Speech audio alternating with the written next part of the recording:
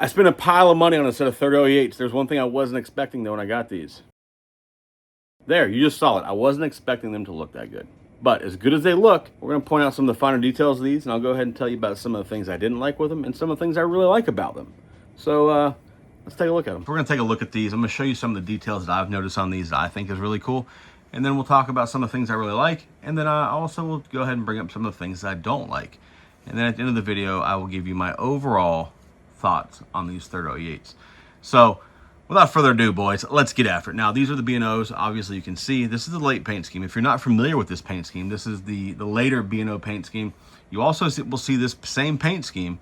And so here where it says B&O, it'll say C&O here. So, you know, a lot of guys were wanting to do like the C&O version of this, but they were too late, you know. Lionel offered the same paint scheme. I reached out to Jay, the owner of Third Rail, asked him if he would include this B&O paint scheme in his run of V8s. He said, sure, why not? And lo and behold, they got done because boom, here they are. So one thing that I've noticed about these is the paint on this is very crisp and it's the right color blue for B&O, as a model should be. If you remember when I talked about the Lionel version of these, I said the color was not correct, which I still stand by.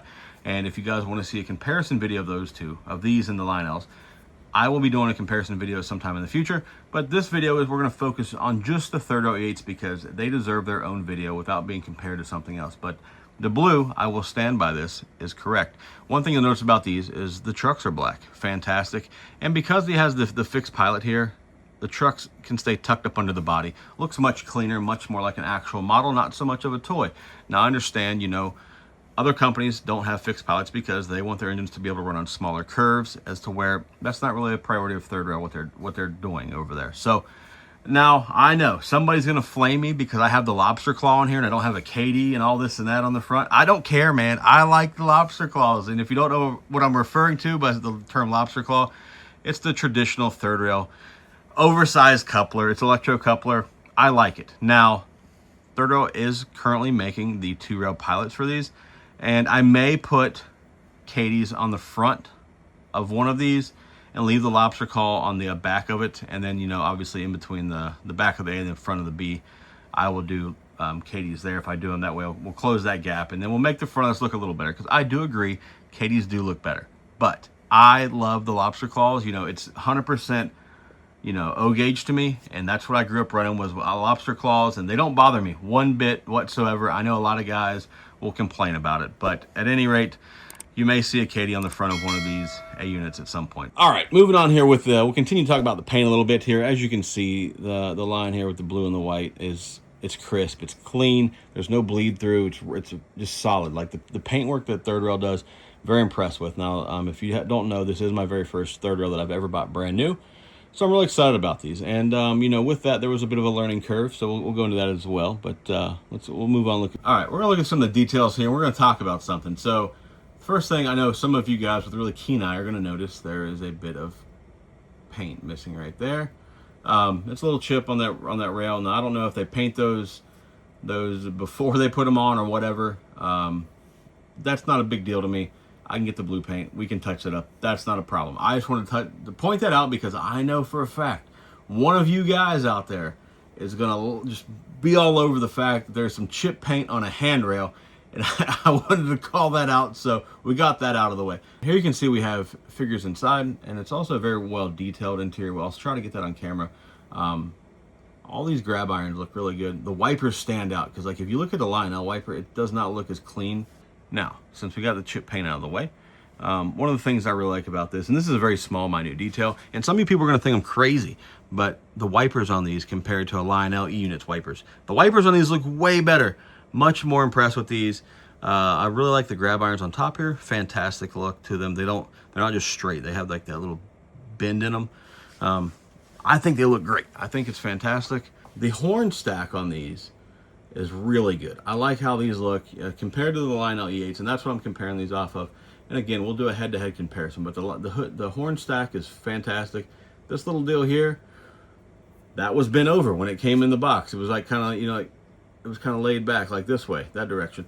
And I didn't know if that was correct or not, you know, so I asked Jay and he told me no, that's not correct. They're supposed to be straight up. So if you have a set of units that has that little detail, if you're going to bend it, be very careful or be very good with super glue. I, however, am good at both apparently, because I broke one off trying to straighten it, and the other one straightened perfectly fine. So this one here is actually glued on. But yeah, like, it's a nice little detail. The Lionel's version of it does, however, stand up. So that's why I was confused which one was right. Now we will talk about a negative here real quick that I had to fix, and I'll show you how I fix it. It's very high tech. You guys will be very impressed with me. This little part right here on the coupler, as you can see some white in there. There's some letters there, like SMI, right? They're white. And I asked Jay, I'm like, hey, can we not get that covered up? Apparently the manufacturer of the coupler, apparently the name is SMI or whatever the letters were. I thought it looked ridiculous. Given the price of these engines, I thought it was quite silly to have SMI letters on the top of this coupler. So, you know, I just broke out the old black Sharpie and colored them in. Looks like I need to color that one a little bit more, has some bleed through there. But yeah, so if you have these Third Rail E8s, I would suggest coloring the letters in. I think they look ridiculous. For whatever reason, the manufacturer won't put it on the bottom. So color them in, or some people will just say, well, why don't you put KDs on there? You won't have to worry about it. Because I don't like KDs, that's why. But with that being said, thought I'd point that out, and that's just what I did. I just threw a little black Sharpie on there and it was good to go. This is not the best view of this, and I couldn't get it through the side window, but there you can see some of the details inside of the cab of these. It's much easier to see if you have them in person. I just can't really figure out how to get a good shot of the details of the cab on camera. So this is the best I can do. I'm no professional at this, boys. I make crusty videos. I'm trying my best here, boys. Trying my best. All right, so the reason that there's such a nicely detailed cab in a Third Rail E8 compared to any of the other manufacturers is because Lionel, MTH, Atlas, they're all powered off of two motors. And when you have two motors, you have a motor in the front, motor in the back, and they both are hooked to a truck, right? Third Rail does not do that. They have one motor that has a belt hooked to like a drive shaft assembly. Drive shaft runs through, connects to both trucks, turns both of your trucks. This allows them to not have to have any of the cab space eaten up by a shroud around the motor, which is what you see. That's why you can't see the motor in the cab windows on Lionel or MTH. Is that the best drive system? That's a personal preference. I'll let you guys decide. Let me know which one you like in the comments below. All right, here we'll take a quick look at the top of these E8s. Now I'm gonna be 100% honest with you guys. I was mind blown when I seen the top of these E8s, because these look exactly like a Lionel E8, and I thought maybe I had been bamboozled by Third Rail, you know. And I asked Jay, I was like, hey man, the top of your E8s look just like Lionel E8s. What's the deal? He's like, that's what they look like. There's not a lot up there. So the one thing that is cool up here, like, and when I say these look just like Lionel's, I'm not kidding. They look almost identical. You got your smokestacks here, exhaust stacks, whatever you like to refer to them as. You have screens here on this. You got screens on that. Very, very basic roof detail on these E8s. But as I was informed, they're very basic to begin with. All right, here you can see you got the hatches comes off. You have your switches here. You have the TMCC conventional switch. You have the run program switch. You have the volume control. Here you have the plug-in for your 9-volt battery. Now, let's talk about the 9-volt battery. All right, let's talk about this battery situation I just talked about, where I showed you in the hatch where you could put the 9-volt battery in like Lionel's used to do back in the day.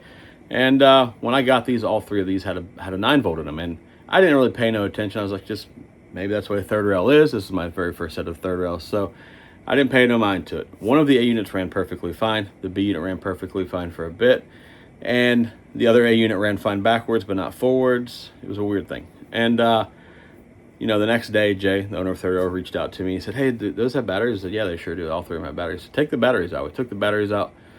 The A unit that was only running backwards ran perfectly fine, has been running fine ever since. The B unit, however, it ended up going back for a radio board replacement.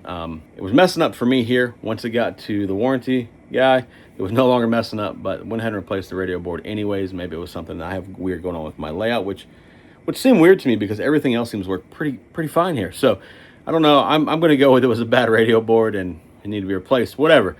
But the important part of that is Third Rail took care of it. The warranty department did their deal, took care of it, and the communication between me and Jay, obviously we're friends, but at that particular moment we were you know, manufacturer and customer, and we worked through it pretty quickly. And he put a big massive blast out to social media, take the batteries out of the E8s, So I don't know if it was a bad battery situation or if the battery the harness was wired backwards. I've seen that before from other manufacturers with headlight bulbs. So that could have been a thing. Maybe the factory made a mistake. Those things happen. The important part here is the manufacturer, Third Rail, took care of it, fixed it. Everything's good to go. No complaints. So if you guys have a problem, feel free to reach out to Third Rail. Customer service there will help you out. They will take care of you. All right, one thing we'll talk about here real quick, and we'll move on, is look at the screens here, the stainless screens. Looks really good. You got the see-through. You know, a lot of people like to talk about the, see-through screens on engines, and you can definitely see through those. I think that's pretty cool.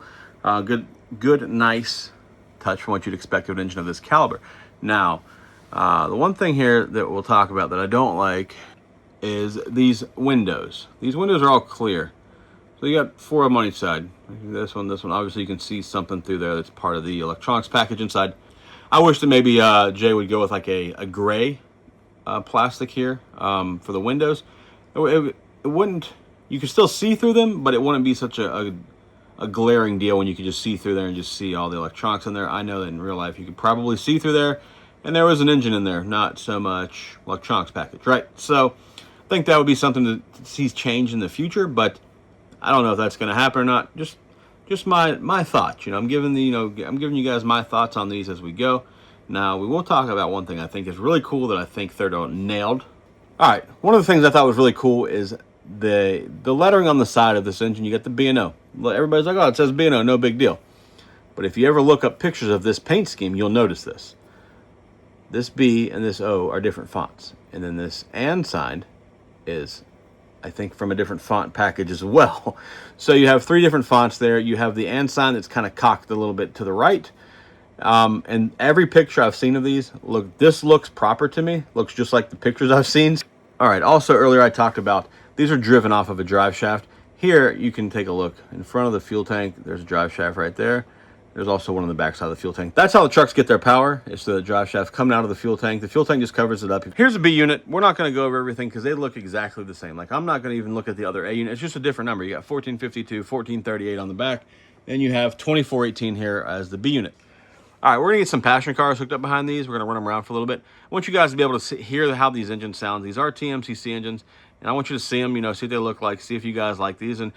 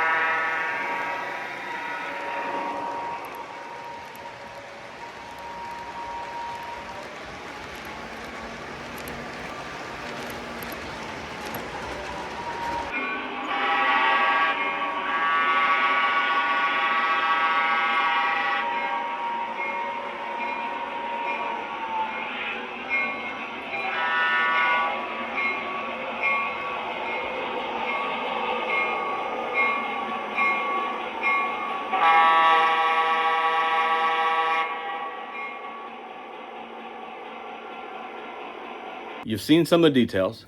You've seen them run. You've seen them pull some passenger cars. You've heard the problems that I experienced with them. Now, let's talk about my actual opinion of them, shall we? Overall, aesthetically, I think these are beautiful models. They're absolutely stunning. Now, the one thing that I have told everybody that's wanted to ask me about them is if you're expecting to get a Legacy set of E8s out of the box and they're going to run like Legacy, they're not. First off, I got the ERR, as we know. Well, I'm not a Blue Nami guy, but these were not offered with Blue Nami. However, Third Rail was offering to send these to Moody Locomotive Works to have Blue Nami installed in them direct from the factory if you wanted to. So like they would go from Third Rail to Moody Locomotive Works, get Blue Nami put in, and then they're going to come to you. I opted not to do that. I'm not a Blue Nami fan. I opted to go with the ERR, and that's what all 3 of these have.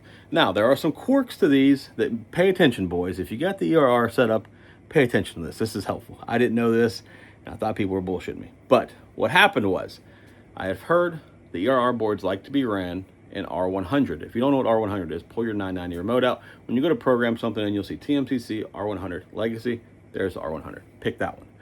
Next, each of these need to be programmed individually. I do not do this in Legacy. So like when I get an AA set or an ABA set, like those black E7s up there, I do not do that. Those are all programmed to one number. I'm not wasting 3 numbers in my legacy remote for a legacy set. It's not happening, right? That's silly to me. TMCC/ERR, they don't play those games. They have to be individual numbered in your remote. They do not want to be numbered together. I tried it. It did not like it. It gave me problems. Now, the next part of that is once you make all 3 of these their own separate number, you then have to program them in as a train in your 990 remote. This is new to me as well. Like, obviously, I make lash ups, just not for ABA sets. So we had to do that. Now, sure, we'll make a lash up. We'll number it 48. Train 48. No, you will not, sir. No, you will not. These are TMCC. They need to be programmed in single-digit numbers, from my understanding. So I went with 1 through 9. These are number 6 in my remote. And I'll be damned. They worked. I tried to give them a high number. They did not work at all. I thought my buddies were bullshitting me. They were not at all. So if you're having problems programming these in, or if you can't get them to run the way you want them to with ERR, put them in R100, program them individually, build a train out of them with 1 through 9 as the train number. They will work perfectly fine. With that being said, some of the things that have really stood out to me, like I said, is how nice they look. They're very, very well assembled models. I'll call these models. We won't call these toys. That's weird for me because these are all toy trains to me. But these look more like models to me. Very impressed with how well they look. The other thing with these is you have to lubricate the hell out of them, okay? So make sure, before you run your third rail engines, this probably goes for all third rail engines, lubricate them, right? Lubricate the entire drive shaft assembly, all right? If it goes through anywhere and it goes through a bearing or goes through anywhere it touches anything else, lubricate the damn thing because it'll make some noise. And it may make some crazy noises like you think it's going to kill itself. All right, so help it out, lubricate it. Make sure you stay after that. That's part of a third row engine. Third row engines are not like Lionels or MTHs, okay? These will take a little bit more finesse. Lionel, you can just run the hell out of them, they're fine. So I know a lot of people are excited about what third row is doing, and they're making some great product. And I wanted to put that out there, and this is not me bashing third row whatsoever. This is me trying to give you guys some information that may have these and may not be happy with them because you don't understand them and you're used to a Lionel or an MTH or whatever. If you have these, take care of them. They need some little finessing, so. All right, so closing this out here, here's what I have to say about these. Really excited to have these E8s in my collection. I asked Jay for this paint scheme, so I felt compelled to order an ABA set of them. Did the B&O have an ABA set of these? They probably never ran an ABA of these ever. They probably ran A's and B's or A's and A's, but probably never an ABA. I don't really care. I think they're awesome. I wanted them. Boom, there they are. Now, I'm really excited for what third rail's doing. Are these bastards expensive? Absolutely. They are expensive. They are $799.99 each, okay? So you can do the math on that. Not a cheap set. Now, I say that's expensive. Don't worry, boys. The rest of the manufacturers are pricing accordingly. All of their, SD70s and ES44s, they're approaching the same level as third rail diesels. Now, I understand what you're going to say. Yeah, but Zach, Lionel has Legacy. MTH has DCS. I don't care. I don't care. Set one of those next to one of these and you will see the difference, okay? Are you getting a better electronics package with Lionel? Yes. MTH, very questionable. Very questionable. Now, it's a joke. I have plenty of MTH engines. I understand that Legacy and DCS are both better than ERR. I get that. But the point is, you're getting a better electronics package. Yes, that's absolute. Are you getting a better looking model? No. No chance in hell you're getting a better looking model. That is not happening. That'll do it for this video, boys. Check out the merch store. Get your Joker's Train shirt. Help support, subscribe to the channel. Leave me a comment. Like the video or not. Either way, I don't really care. Happy you watched it, though. And, check out all the links in the description below. We got podcasts.